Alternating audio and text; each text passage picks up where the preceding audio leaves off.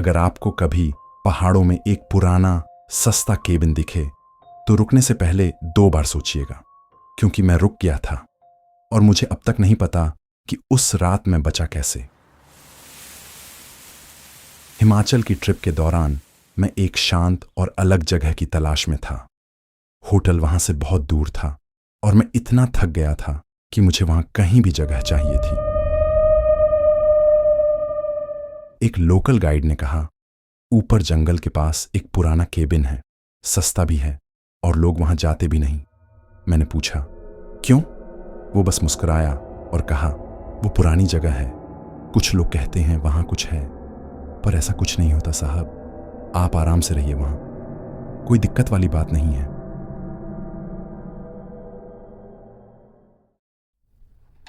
शाम होते होते मैं केबिन पर पहुंच गया।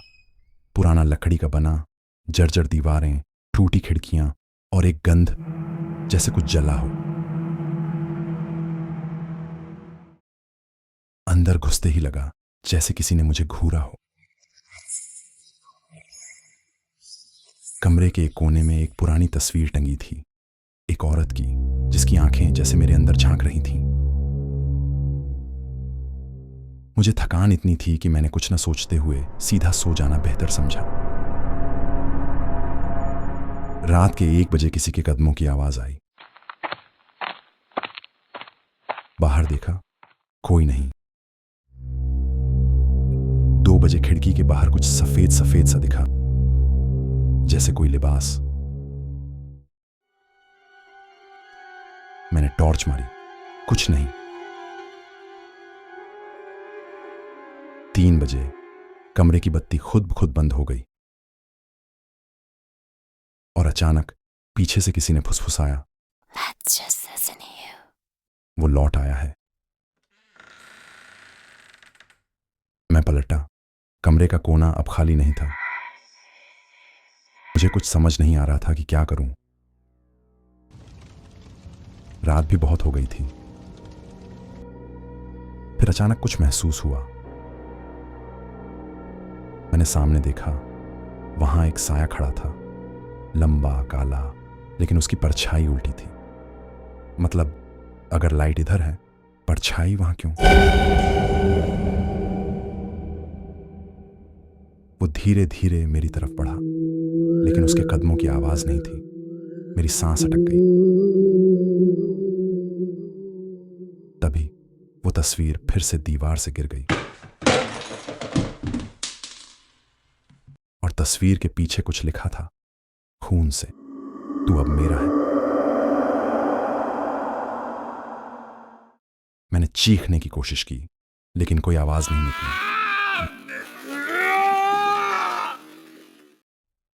दरवाजा बंद हो गया, खिड़कियां जाम थीं। मैंने जोर लगाया और खिड़की तोड़ दी। मैं जैसे तैसे वहां से भागा। नीचे गांव पहुंचा तो एक बूढ़ी औरत ने पूछा, क्या हुआ बेटा, इतने डरे हुए क्यों हो?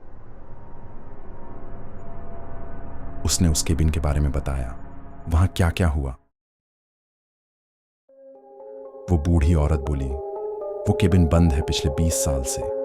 जिस औरत की तस्वीर थी, उसने अपने पति को वहां जिंदा जला दिया था और अब हर रात उसकी आत्मा वापस आती है अपने प्यार को ढूंढने। तुम्हारी किस्मत अच्छी थी जो बच आए वहां से। आज तक कोई नहीं बचा। आज भी जब रात में नींद खुलती है तो लगता है कोई मेरे कान में कह रहा है, अब तू मेरा है, हमेशा के लिए।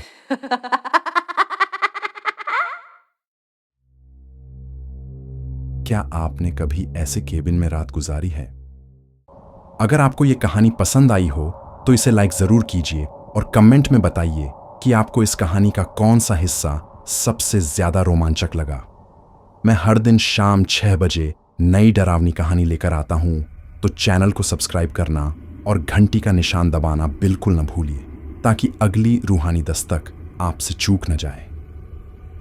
तो बताइए, क्या आपने कभी महसूस की है अपने दरवाजे पर एक रूहानी दस्तक?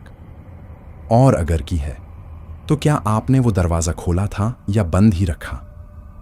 शायद आज रात कोई आपके दरवाजे पर भी दस्तक दे, पर ध्यान से सुनिए, कहीं वो रूहानी दस्तक ना हो,